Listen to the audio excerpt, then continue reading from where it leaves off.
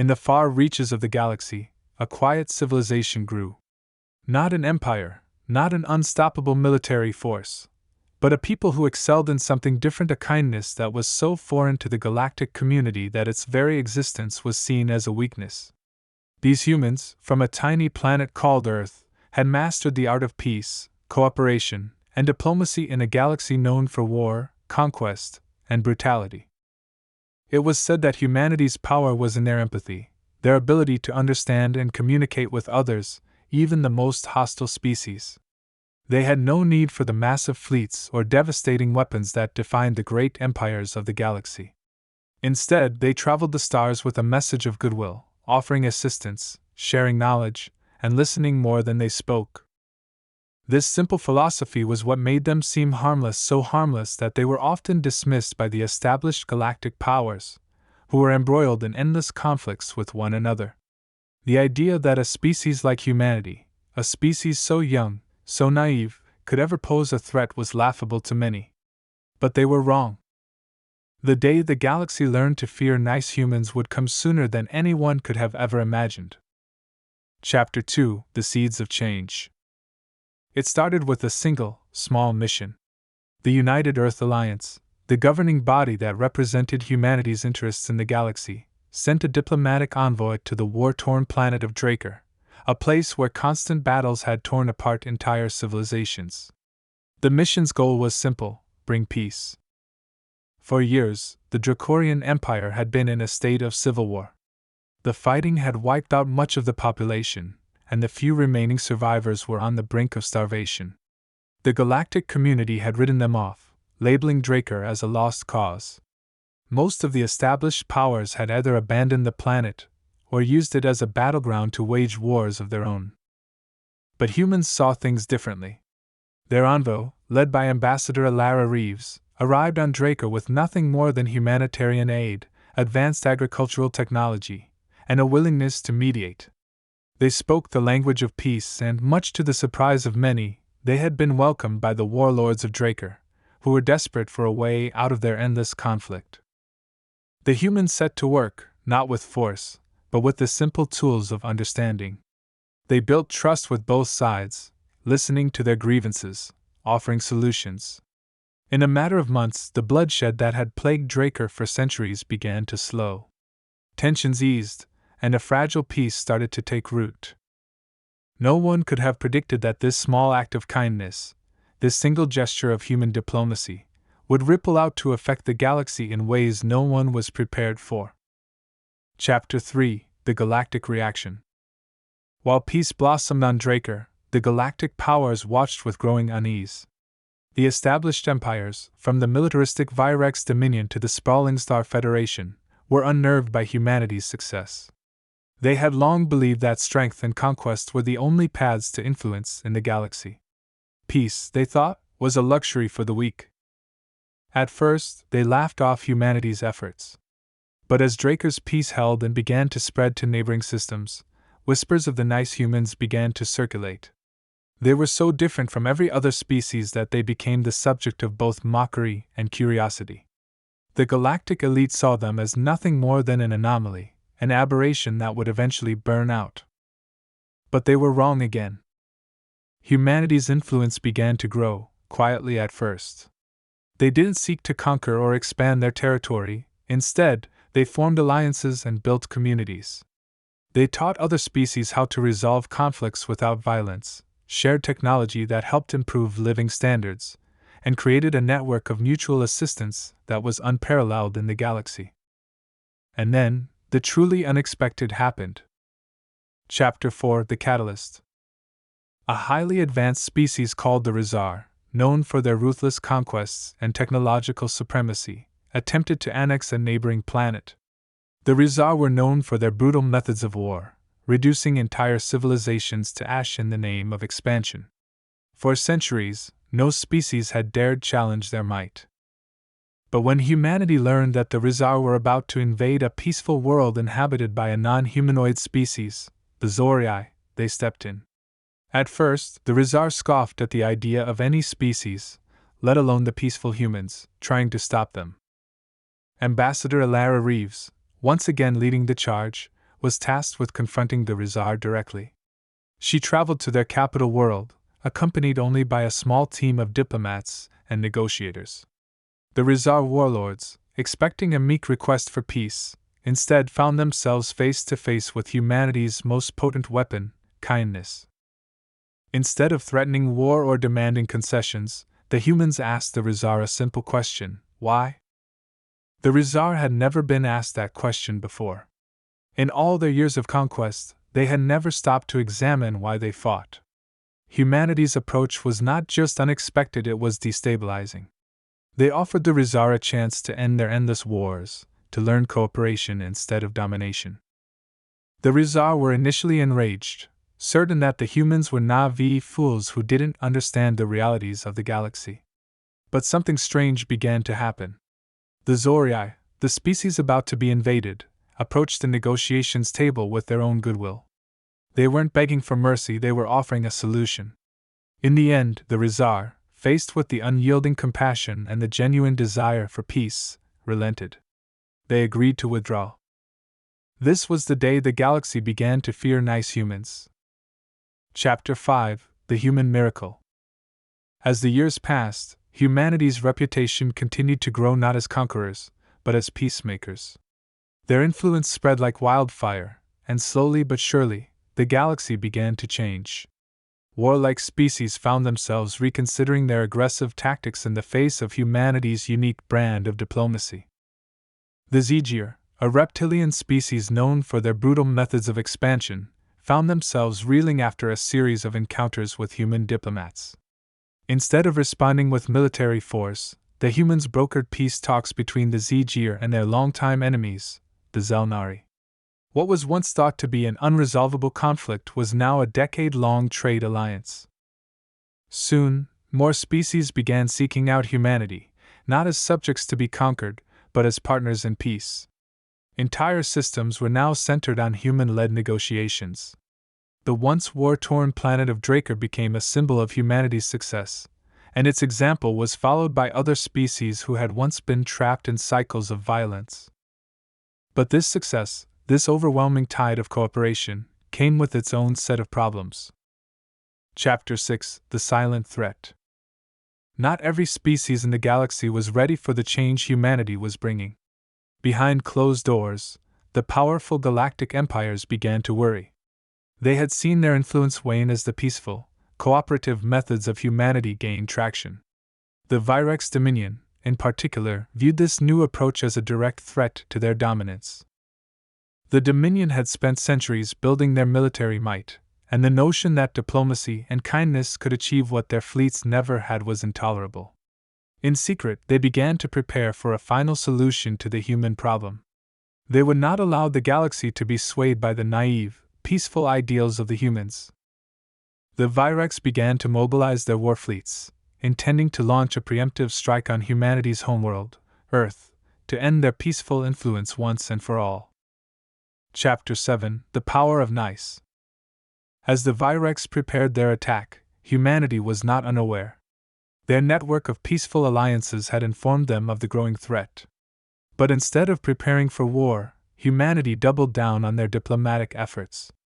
Ambassador Alara Reeves once again took the lead, traveling to the Virex capital with a simple message: you don't have to fight.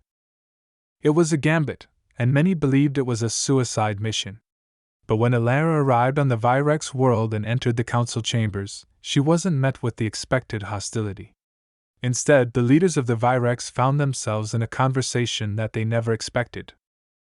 Humanity did not approach them with weapons. They did not demand the withdrawal of their fleets. Instead, Alara presented them with a proposal, one that could end the Virex need for war altogether. She offered them a seat at the table, a chance to rebuild their empire in cooperation with others rather than through conquest. It took several days, but the Virex, stunned by the humans' resolve, agreed. The war was averted, not by military might, but by the unwavering commitment to kindness and diplomacy. This was the moment that the galaxy realized: nice humans weren't just an anomaly. They were a force to be reckoned with. A species capable of changing the entire fabric of galactic society without firing a single shot. Chapter 8: the fear of change. In the wake of the Virex surrender, the galaxy's view of humanity began to shift permanently. The once dismissed species now stood as a pillar of peace, and their influence reached into every corner of the galaxy. Their enemies now feared them not for their weapons, but for their unwavering commitment to turning enemies into allies. And in the hearts of every power-hungry empire, there was a creeping dread. What would the galaxy look like without war? What would the future hold if the peaceful humans succeeded in their vision? The galaxy had learned to fear nice humans because for the first time, it realized that kindness could be more dangerous than any weapon. Chapter 9: The Hidden Forces. Despite the overwhelming success of humanity's peaceful strategies, there were still forces in the galaxy working against them. Some species, particularly those that had thrived on war, were growing increasingly desperate. Their influence was waning as humanity's reach expanded. But not all of these factions were willing to fade quietly into history. The Black Suns, a clandestine organization born from the ashes of the Virex Dominion's most militant factions, had become humanity's first real threat. They had no interest in peace. They viewed the spread of humanity's ideals as an existential threat to their way of life. Led by the shadowy figure known only as Executor Zalith, the Black Suns had begun gathering rogue factions, pirates, and mercenaries who shared their desire to destabilize the peace humanity had fought so hard to build. Zalith was no fool. He knew the power of nice humans and their ability to dismantle violence with kindness. But what if they could be pushed to the edge? What if humanity could be forced into a position where they had to fight? If that happened, the Black Suns would exploit the conflict to reclaim the galaxy for the warriors and conquerors of the past. For the first time since humanity's rise, the galaxy faced a genuine threat. And this time, the peaceful humans would have to confront an enemy that refused to negotiate. Chapter 10: The Dark Side of Kindness. Ambassador Alara Reeves, once a symbol of humanity's peace efforts, now found herself struggling with the darker side of diplomacy. As tensions grew, she began to realize that the Black Suns were not the only faction that would be motivated to sabotage humanity's efforts. The galaxy itself had become a powder keg. Decades of war and conquest had left scars too deep to be healed by mere words. The kindness that humanity had championed was now being used against them. Alara and her team faced hostility even in places they had once been welcomed. The Zdrak, a peaceful species that had benefited from human interventions, began questioning whether humanity's idealism had undermined their own cultural values. The Virex, once on the verge of peace, grew restless as they faced growing demands for reparations and integration into the galactic community. Humanity's influence, once so beneficial, had become a double-edged sword. Some now accused the humans of imposing their ideals on others. The pacifists were starting to feel the pressure of what it meant to lead a galaxy that didn't all share their vision. The very nature of their kindness was being twisted into a weapon to be used against them. Chapter 11: A Fractured Peace. The Black Sun's influence spread rapidly. With covert operations, sabotage, and strategic manipulation, they created distrust in humanity's peace efforts. The peaceful systems humanity had worked so hard to build began to fray. Even some of their most loyal allies began to waver in their support. It wasn't long before the galaxy's powerful factions began to take notice. The Star Federation, once a strong advocate for human-led negotiations, turned its back on the United Earth Alliance, citing concerns about the growing influence of pacifism. The Dominion, ever hungry for power, began to rebuild its war machine, using the Black Sun's destabilizing actions as a pretext for the resurrection of military aggression. Humanity's dream of a unified galaxy now seemed fragile and impossible. It appeared that the more peaceful humanity became, the more chaotic and violent the galaxy grew in response. The threat of war loomed once again, not from humanity's hands, but from the hands of those who wished to see them fail. Ambassador Alara Reeves, struggling with the mounting pressure, knew that if they were to preserve peace, they would need to act quickly and decisively. Chapter 12: The Humans Who Would Fight. At a time when peace seemed most elusive, a new faction within humanity's ranks rose to prominence: the Guardians of the Last Stand. Comprised of individuals who had once been idealistic peacekeepers, these humans had grown disillusioned with the notion that kindness alone could save the galaxy. They recognized that the Black Suns and their growing allies would not be stopped by mere diplomacy. Led by Commander Marius Valen, a former soldier turned diplomat, the Guardians began to quietly build a fleet of advanced ships discreetly outfitted with the latest military technology. They did not want to wage war, but they were prepared to defend humanity and its ideals at all costs. The Guardians' plan was not to crush the Black Suns with overwhelming force, but to create a deterrent. They would show the galaxy that humanity, while committed to peace, was also willing to defend it with whatever was necessary. They could no longer afford to remain passive in the face of growing violence. If the galaxy refused to listen to their diplomacy, humanity would give them a reason to listen. The Guardians of the Last Stand began to recruit quietly across the galaxy former soldiers, security forces, and veterans of humanity's earlier peacekeeping missions. They trained in the shadows, ready to fight should diplomacy fail. And with the Black Suns intensifying their attacks, humanity's military presence began to shift. The galaxy would soon learn that even the nicest humans had their limits. Chapter 13: The Great Betrayal. It didn't take long for the galaxy's darker forces to notice the rising tension. The Black Suns, sensing weakness in humanity's leadership, struck decisively. They attacked a peaceful outpost on the fringes of human-controlled space, a colony known for its scientific research and diplomatic missions. The attack was brutal, and the humans responded with restraint, offering terms for surrender and talks. But it was a trap. The Black Suns used this opportunity to discredit humanity. They released a series of doctored transmissions claiming that humanity had initiated the attack, sparking widespread panic. The galaxy, already distrustful of human intentions, was thrown into disarray. The Virex Dominion declared war on the United Earth Alliance, citing human betrayal, and the Star Federation cut all ties, deeming the humans as untrustworthy. The galaxy was on the verge of collapse, and humanity's enemies saw this as the perfect moment to strike. Chapter 14: The Rising Storm. Humanity was no stranger to pressure, but this time the stakes were higher than ever. As war seemed imminent, Elara Reeves was called to lead the most important diplomatic mission of her life. The fate of the galaxy rested on her ability to rally enough support to counter the Black Sun's sabotage and prove humanity's innocence. But it was too late. The Black Suns had sown enough distrust. Humanity's voice was drowned out by the clamor of war cries, fueled by lies and manipulation. Elara and her team realized that no matter how much they fought for peace, the galaxy had already made its decision. The time for diplomacy was over. In a bold move, Elara turned to the Guardians of the Last Stand. She realized that the only way to stop the galaxy from plunging into chaos was to demonstrate what humanity could truly do when pushed to the edge. No longer would they be the passive diplomats. Now, they would show the galaxy the full measure of their resolve. The Guardians prepared for war not because they wanted it, but because they had no choice. It was time for humanity to fight back. Chapter 15: The Human Strike. With the Guardians mobilized and humanity's forces coalescing under Elara's leadership, humanity launched a strike against the Black Suns. But this was not a simple military campaign. Humanity would use their greatest weapon, the power of unity.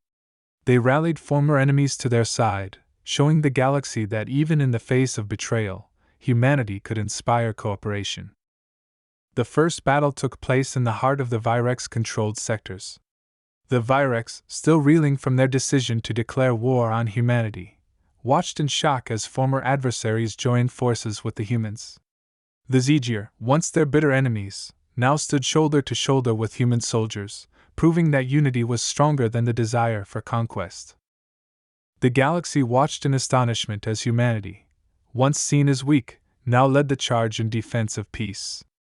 They were no longer the naive diplomats, they were warriors for the survival of a galaxy that had once dismissed them. Chapter 16: The Fear of Nice Humans.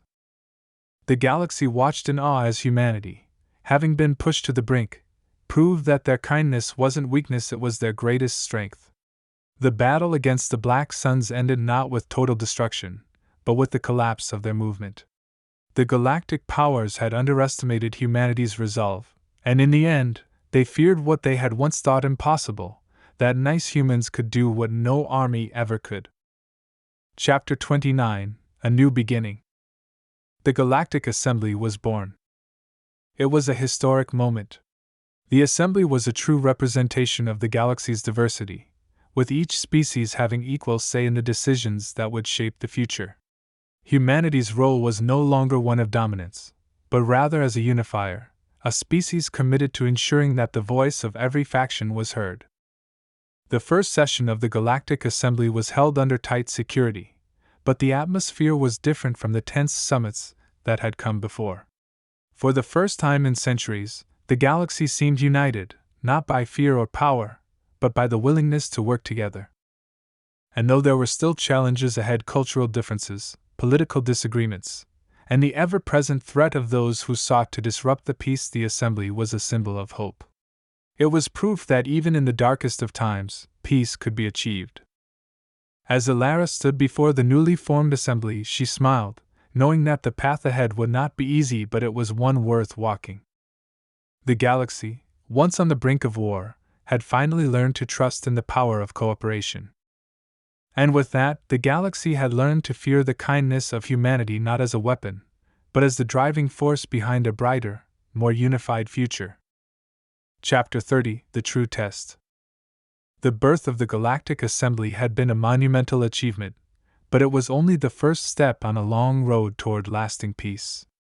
The galaxy had learned to fear humanity's strength, but now, the true challenge lay in maintaining the fragile unity they had fought so hard to build. As Alara Reeves sat in the Assembly Hall, watching representatives from every corner of the galaxy debate and discuss the issues that affected all of them, she couldn't shake the feeling that there was more at stake than simple political maneuvering. Despite the outward calm, tension still simmered beneath the surface, and old grudges had not been easily forgotten. Humanity's role in the Assembly was not one of unquestioned trust, it was one of constant vigilance. The galaxy was watching, waiting to see whether humanity could truly live up to the ideals they had espoused. Commander Marius Valen, now serving as the Assembly's military advisor, spent his days organizing joint peacekeeping operations and reinforcing the commitment of the Guardians of the Last Stand to protect the Assembly's integrity. Despite his deep belief in the Assembly's potential, Marius understood that peacekeeping was no longer about brute force, it was about showing the galaxy that humanity, with all its power, would never abandon the path of diplomacy. For all the optimism that surrounded the Assembly's creation, there were still powerful forces in the galaxy who viewed the coalition as a fleeting experiment.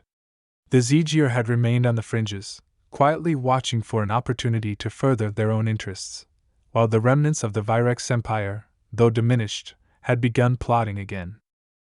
Even more troubling were the whispers of a new, unseen enemy, a threat emerging from the shadows of the galaxy, one that could shatter everything humanity had worked for. Chapter 31: The Shadow in the Void. A month after the first session of the Galactic Assembly, strange disturbances began to occur at the edges of the galaxy. Communications were mysteriously cut off from several remote systems, and scout ships sent to investigate never returned. Initially, these incidents were dismissed as the result of malfunctioning technology or isolated space anomalies, but soon, the frequency of the disappearances grew. Alara received the first reports from the remote systems as a whisper, a warning that something was wrong. The data was fragmented, but one detail stood out: every ship that had encountered the disturbance had reported an overwhelming feeling of being watched. It was as if some presence, some intelligence, was observing the galaxy from the darkness beyond. Marius Valen, concerned that the growing unrest might signal a new war, mobilized the Guardians to investigate.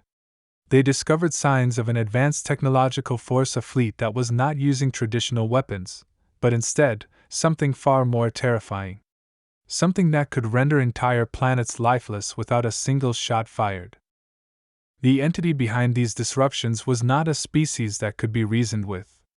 It had no name, no history, no allies, it simply was. and it had set its sights on the galaxy. Chapter 32: The Unknown Enemy. In the heart of the Galactic Assembly, Ilara convened an emergency session. The members of the Assembly were restless, unsure of how to react to the new threat. The Youth Kree, long known for their brutal efficiency, offered their advanced technology in an attempt to track the invaders, but even their most cutting-edge systems failed to detect the enemy. The Razar, though skeptical of humanity's influence, reluctantly agreed to collaborate for the sake of survival. Everyone in the Assembly knew that this new presence was not just a threat to humanity, but to the entire galaxy. A chilling report came in from the Guardians' scouting teams. One of their ships, a heavily fortified cruiser, had found a fleet at the edge of known space. The fleet was silent, no weapons fired, no communication sent. But the ships that came close enough to observe reported seeing flashes of energy, massive gravitational waves that suggested a power far beyond anything known. Ilara's heart sank. Humanity's past battles had been about fighting for survival, for proving their place in the galaxy. But this enemy was unlike anything they had ever faced before. It didn't want conquest or resources. It didn't want anything at all. It simply existed, an unstoppable force in the void. Chapter 33: A Last Stand. The decision was made: humanity, along with its allies in the coalition, would face this enemy together. The Guardians led the charge, mobilizing every available fleet to confront the alien presence. Marius Valen stood at the front, rallying his soldiers for what would likely be the most difficult battle of their lives. But as the ships prepared for launch, Ilara knew that this would not be a traditional fight. There were no tactics to plan, no battle strategies to create. This enemy was beyond the usual forms of conflict. As the forces moved toward the unknown zone where the enemy fleet had been spotted, the first wave of ships disappeared into the darkness. Silence followed, and then a single transmission, a haunting message, delivered in a language none of the galaxy's species could understand. It is the end. The galaxy's forces advanced, but as they entered the zone, it became clear that their weapons were ineffective. The fleets were being disintegrated one by one, as the mysterious force simply erased them from existence. Ships that got too close were consumed by strange, unknowable energy fields. No one knew how to stop it. Chapter 34: The Final Decision. With each passing hour, more ships fell to the enigmatic force. Humanity's greatest leaders were assembled on Earth, debating the next course of action. Ilara's voice shook as she addressed them all. We are facing something beyond us, something that cannot be defeated through force. But that does not mean we are helpless. The solution, she realized, was not in their weaponry, but in their unity. If the galaxy could not fight this force through traditional means, then perhaps they could overwhelm it with something the invaders could not comprehend: cooperation, compassion, and the will to survive, even in the face of annihilation. Ilara and Marius worked with scientists from every corner of the galaxy, creating a device that could broadcast a signal of pure, unyielding empathy, a message that transcended language, culture, and race. It would be a last, desperate plea for understanding, one final attempt to reach this incomprehensible force. With the device ready, the signal was sent. It echoed through the void, piercing the silence like a beacon of light in the darkest of nights. And then, nothing happened. For a moment, it seemed as though the signal had failed. The alien presence continued to erase everything in its path. But then, slowly, the destruction stopped. The forces that had been consumed in the energy fields reappeared, and the dark silence was broken by a single transmission. We hear you. The galaxy held its breath. The force did not attack. It did not destroy. Instead, it receded, slowly fading back into the void. The signal had not been a weapon, it had been a bridge. And with it, humanity had achieved the impossible. They had reached the unknowable, and in doing so, had saved the galaxy. Chapter 35: The Legacy. The alien force, now known as the Eclipsed Ones, vanished as mysteriously as it had arrived. The galaxy was left in stunned silence. Humanity had not only survived, but they had done so by reaching out in a way no other species could have fathomed. Ambassador Alara Reeves addressed the assembly once more, her voice full of hope. We have learned that peace is not merely the absence of conflict. It is the willingness to embrace the unknown, to reach across the darkness and offer understanding. Humanity's strength has always been in our capacity to change, to adapt, and to extend our hand, even when others would choose to fight. The galaxy, now forever marked by the presence of the Eclipsed Ones, had learned to fear humanity, but not because of their strength in war, but because of their strength in compassion. Humanity had shown the galaxy that even in the face of the unimaginable, they could choose peace. And so, the galaxy would move forward united, fragile, and ever watchful, but with the knowledge that peace, forged by humanity's unwavering will, was the most powerful weapon of all. With peace restored, humanity did not celebrate victory in the traditional sense. They mourned the loss of life, even from their enemies. They had won not through annihilation, but through the strength of their ideals. And from that day forward, the galaxy learned a valuable lesson: never underestimate the power of nice humans. Because kindness, when wielded with unshakable resolve, could be more terrifying than any weapon ever forged. Chapter 17: The Aftermath. The war against the Black Suns had come to an end, but the damage done to the galaxy's fragile peace was immense. The balance of power had shifted, and while humanity's victory had restored stability in some regions, it had also opened old wounds. Former allies were unsure of what to make of humanity's growing military capabilities, and long-established empires, once content in their dominance, now felt threatened by the very species they had once underestimated. Ambassador Alara Reeves returned to Earth with a heavy heart, knowing that the future was uncertain.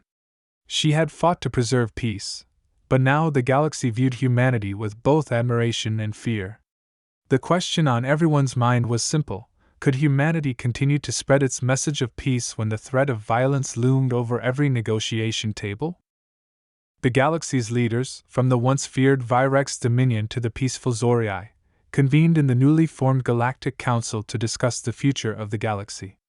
The council room, once filled with warm rhetoric and hopeful discussions, now buzzed with tension.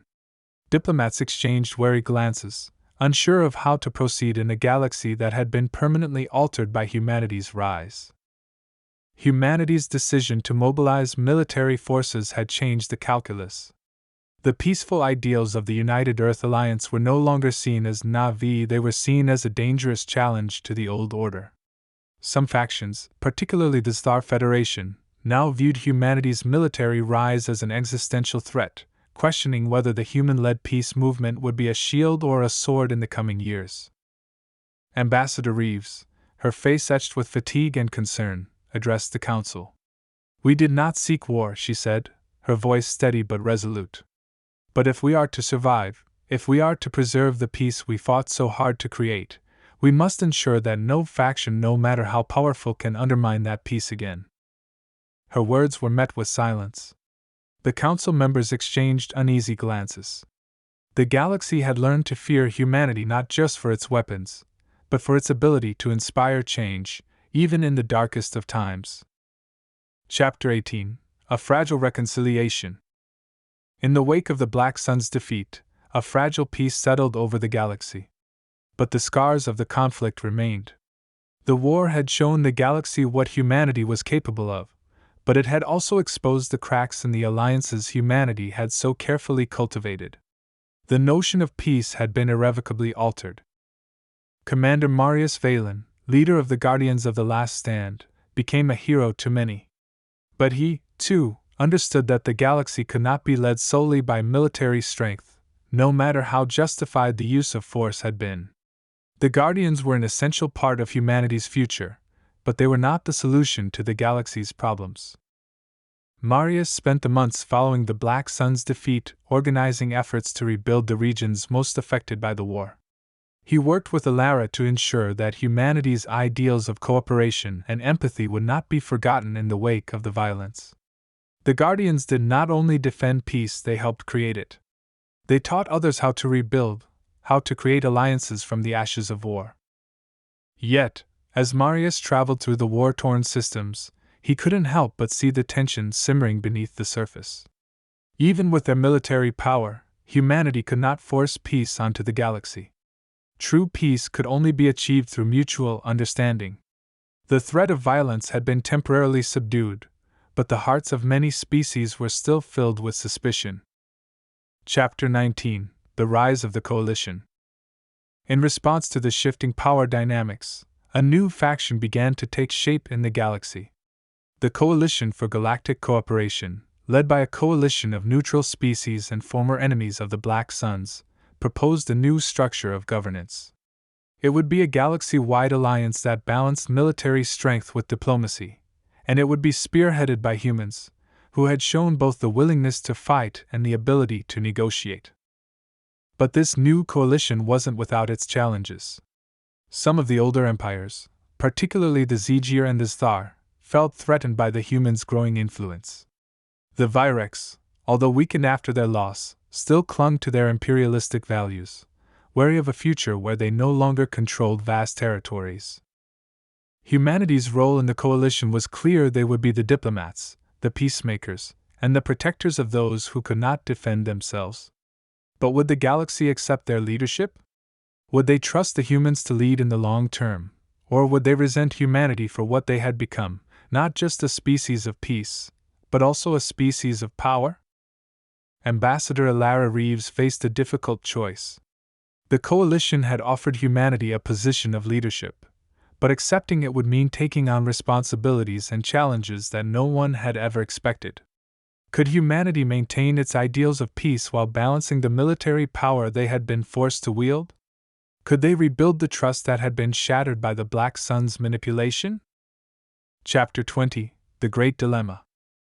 As the coalition began to form, a new threat emerged. While humanity had been preoccupied with internal politics and rebuilding, a previously unknown alien species, the Youth Kree, had quietly begun to expand its influence in the galaxy. The Youth Kree were a technologically advanced species with a reputation for swift, ruthless conquest. They had observed humanity's rise from the shadows, and they saw an opportunity to exploit the fractures within the galaxy's delicate peace. The Youth Kree were unlike any species humanity had encountered before. They were not interested in diplomacy, nor were they swayed by acts of kindness. Their culture was built on a strict code of dominance and control. They viewed humanity's kindness and cooperative efforts as weaknesses to be exploited, and they were determined to bring humanity to its knees. The Youth Kree did not communicate, they simply took. Systems fell without warning, and entire fleets were wiped out in the blink of an eye. Humanity, despite their strength, was caught off guard.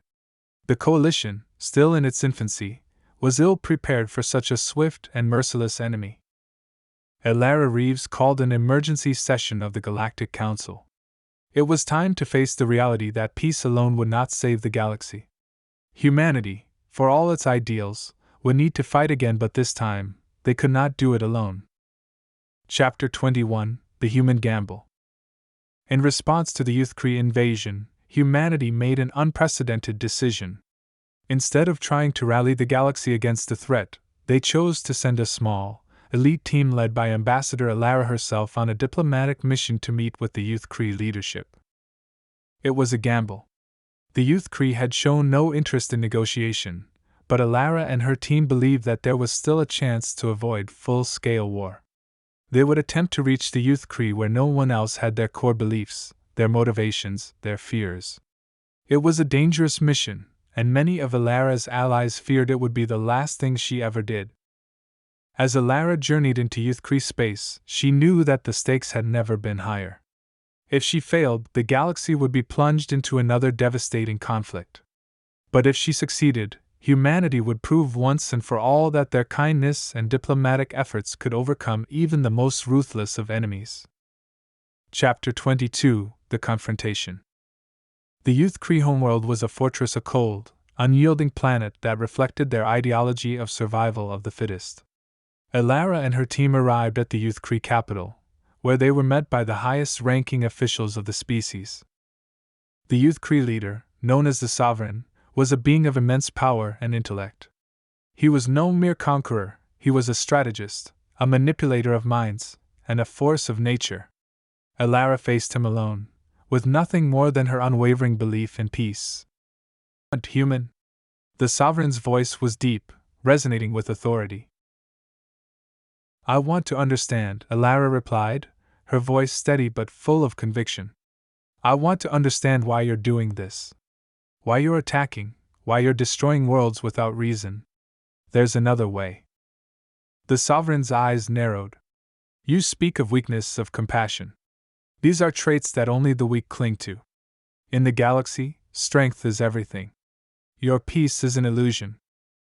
Alara took a step forward, her resolve unshaken. Strength isn't about domination.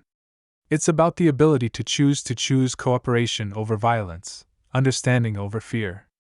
You don't have to conquer the galaxy to survive. You can join us, and together we can build something stronger than war. For a long moment, the sovereign said nothing. Then, with a slow, deliberate gesture, he stepped down from his throne and extended his hand. You have made a compelling argument, human, he said, his voice tinged with a respect Alara had never expected. Perhaps it is time to explore this peace you speak of. Chapter 23: The Beginning of a New Era. The youth Kree, once an implacable enemy, had accepted the possibility of peace. And with that, humanity had achieved the impossible, not just survival, but a lasting understanding with a species that had once been their greatest threat. The galaxy, now unified in its diversity, had learned a lesson that would echo through the ages. Kindness, when wielded with wisdom and strength, was not a weakness, it was the key to true power. And humanity, with its unshakable belief in peace, had become the greatest force for good the galaxy had ever known. Chapter 24: Seeds of Change. With the youth Kree now in the coalition, the galaxy began to change in ways humanity could never have imagined. Though their military might had been crucial in bringing them to the table, it was humanity's diplomacy and ideals that proved to be the turning point in securing peace. The youth Kree's presence within the coalition was a major symbol of how far humanity had come and how much further they could go. Ambassador Alara Reeves became a celebrated figure, known not only for her efforts to prevent war, but for uniting species that had once been bitter enemies. Her leadership was regarded as the gold standard of diplomacy, and she continued to advocate for inclusion and unity within the Galactic Council. But as peace spread, new challenges began to surface. The coalition was not a simple alliance, it was a web of intricately connected interests, cultures, and ideologies. While the immediate threat of war had receded, the long-term struggle for coexistence was just beginning. Factions that had been united in the face of common enemies now began to experience the strain of governance. The Star Federation, once a staunch ally of humanity, began to show signs of dissent. The Zegier, who had initially embraced the idea of cooperation, now questioned the balance of power that had shifted so drastically. Even the Virex, despite their military defeat, began plotting in the shadows, seeking to reclaim the influence they had lost. Humanity's role in this delicate balance was still uncertain. Alara and the other leaders knew that maintaining peace would require more than just a military deterrent or diplomatic treaties, it would require the careful nurturing of relationships, trust, and mutual respect. Chapter 25: A Shifting Tide. While Alara worked tirelessly in the diplomatic arenas, Commander Marius Valen, leader of the Guardians of the Last Stand, faced a growing dilemma. The Guardians had always operated as a peacekeeping force, but with the increasing tensions among the coalition's members, Marius began to question their role in a galaxy that was still so divided. The Guardians had been instrumental in ensuring that humanity's ideals of peace and cooperation were maintained, but with the growing tensions between the various factions, it became apparent that the Guardians might soon be called upon to intervene militarily once again. Humanity's military capacity was formidable, but Marius and his team understood that their power would need to be wielded with caution. Peace had been fragile in the past, and there was always the risk of it unraveling. One evening, as Marius convened with his senior officers, he reflected on the Guardians' mission. "We were never meant to be a standing army," he said, looking around at the faces of those who had served beside him in countless missions for peace. But if we must become one, we need to remember what we stand for. We stand for hope, for the belief that every conflict can end with something more than bloodshed. His officers agreed. Despite their readiness to fight, they knew the Guardian's true purpose: to preserve peace, not by force, but by demonstrating the strength of diplomacy and compromise. Chapter 26: The Fracture. The cracks in the coalition began to show in ways that humanity could not ignore. Discontent among the factions reached a boiling point when the Zijir announced they would withdraw from the coalition, citing unfair treatment and a disproportionate amount of power granted to the humans and their allies. The Zijir's exit was a shocking blow to the peace process. They had been one of the earliest supporters of the coalition, and their departure sent shockwaves through the entire galaxy. Other species began to follow suit, with many fearing that the coalition was nothing more than a fade, and that humanity's rise to power had ultimately undermined the delicate balance of power that had existed for centuries. The once unified front began to crack, and the seeds of a new conflict began to take root. Former allies became adversaries, and the warlords of the past, those who had long been silenced, started to rise again, emboldened by the rift that had formed. Ambassador Alara Reeves, now seen by many as the face of a failing experiment, found herself in a precarious position. Her dream of a peaceful galaxy was hanging by a thread, and with the Zijir's departure, the Council's unity was shattered. In a desperate attempt to salvage what remained, Alara called an emergency summit of the coalition members, inviting even those who had broken away. Chapter 27: A Gathering Storm. The summit was held on a neutral station orbiting a barren planet, far from any hotbed of conflict. Representatives from all corners of the galaxy gathered to discuss the future. The room was tense, filled with distrust and anger. The Zijir delegation was present, along with the Tsar, who had been wavering in their support of the coalition. Alara stood before the assembly, her hands clasped together in front of her. We must find a way forward. The path we are on now will only lead to war. If we allow the fractures between us to deepen, we will never know peace. I stand before you, not as a representative of humanity, but as a representative of the galaxy. If we are to survive as a collective, we must find common ground, even if it means sacrificing some of our power. Her words were met with a mix of silence and murmurs. The Tsar representative, a tall, imposing figure named Kaldra, spoke up first. Humanity's ideals are noble, Alara, but your influence has gone too far. We are no longer equals in the coalition. Your species has seized control, and now we are expected to follow your every command. The tension in the room escalated as the Zijir representative added, We do not want to live under human dominion. We will not be part of a galaxy where our voices are silenced for the sake of peace. Alara's heart sank, but she knew the stakes were too high to give up now. The future of the galaxy is not about dominance or control. It's about cooperation. It's about finding a way to work together despite our differences. I will not apologize for humanity's rise, but I will work with you all to ensure that no one species has more power than another. If we cannot agree to this, then peace will always be an illusion. Chapter 28: The Power of Compromise. The summit stretched on for days, with negotiations growing more heated. It seemed as though the galaxy was on the verge of descending into another conflict. But amidst the turmoil, Alara found an unlikely ally, Commander Marius Valen, who had secretly reached out to leaders from several disillusioned factions. Marius believed that peace could still be achieved, but only if humanity were willing to step back and allow true compromise. It's not about being right, he told Alara. It's about ensuring that everyone has a seat at the table. We have to give a little to receive peace. You can't build a future on force alone. Alara took Marius' advice to heart, and, in the final days of the summit, proposed a new solution: the formation of a galactic assembly, a truly democratic body where every species, regardless of size or power, would have equal representation. It was a bold move, and it faced strong opposition from many factions, especially those who believed they had already given enough. But slowly, through tireless negotiation and compromise, Elara and Marius convinced the leaders of the various factions that this was the only path forward.